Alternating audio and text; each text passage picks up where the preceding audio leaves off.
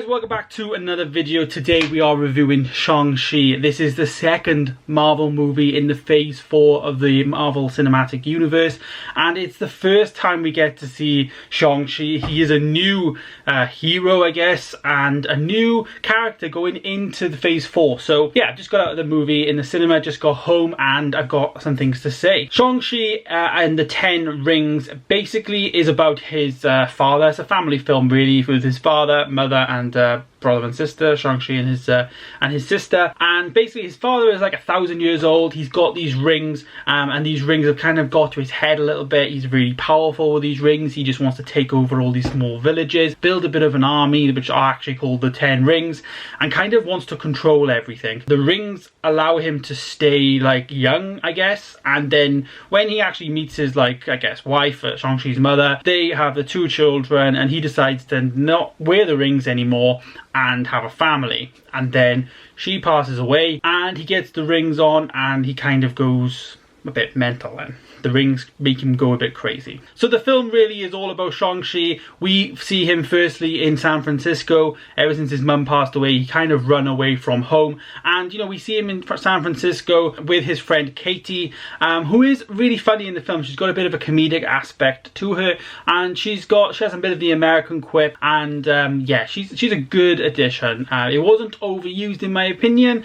Marvel films in the past, I feel like, can be really comedic and way off plot, but I feel like the comedy was worked quite well in this movie, and for me it was a big plus. I will say this though about Shang-Chi, I did really enjoy the actual story, and the fact that we're seeing Shang-Chi for the first time in his own movie, origin story really, of how he actually becomes Shang-Chi with the rings. We see it all before he's, like, I guess, in or just shows up in like a Captain America film, which, you know, is basically what happened to like Black Widow. We saw her in Iron Man and we never got her origin story till like the last 2 months. Do you know what I mean? Like, I much prefer having like the origin story right up front, and then we get, okay, now this is what their character is, this is who they are, and now they're added to the MCU, now their life's changing forever and all that jazz. So I really enjoyed that, and I really loved the fact that we kind of got that backstory about Shang-Chi. I thought it was a really good portrayal of the character. It was really good. I loved all the costumes, which I knew I would anyway based on the trailer.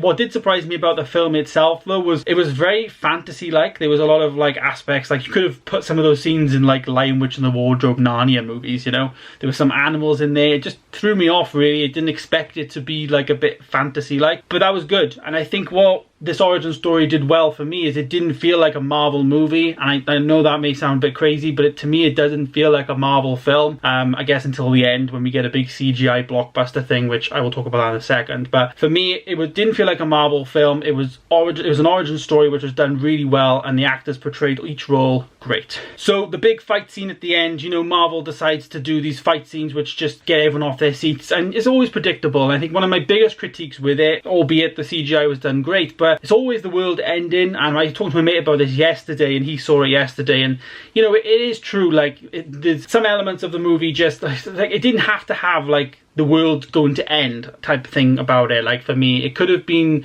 a lot better. Yeah, they were trying to keep something, I guess, I don't want to give too much spoilers away, but they were trying to do something and keep and not allowing something to, I guess, penetrate Earth. But you know, it was a bit like, oh, if this gets out now, Earth is going to end, you know. This is like 3 years after like Thanos snapped his fingers, you know. It's always a bit like far-fetched for me in Marvel, and I guess that's what I guess the genre of the movies are, is basically heroes saving the world. But like every film, like really, like my mate made a good point about Spider-Man Homecoming. It was just basically a guy on an airplane wanting to get like an object, etc. You know what I mean? Like, it wasn't like, you know, the world's going to end if he doesn't do it, you know. So yeah, that did stick in my mind, and he is right, and I believe that. And yeah, other than that, I did enjoy the movie. I thought it was better than Black Widow for me. I did score Black Widow a 7 out of 10, and because I think it's better, I'm going to score this an 8 out of 10. I really did think it was up there. It was really good. The origin story was good, but it definitely lost 2 points for me because of the ending. Not the fact that the ending was bad, but just like I said, the world's got to end. Like, I'm excited for it, you know. The 2 cutscenes I thought at the end of the trailers were really good as well, leading us into phase 4. This for me was like the first phase 4 movie. You know, Black Widow very much set up like the whole Hawkeye TV series and stuff at the end. It didn't really add much, I don't think, to Phase 4 in terms of the movies. But Shang-Chi definitely does. Recommend staying behind for both end credit scenes. There is 2 of them. And yeah, there it is. There's my review of Shang-Chi. If you are interested in the cinema vlog from tonight, please check that out. It'll be up tomorrow, and I will see you guys in the next one. Thanks. Goodbye.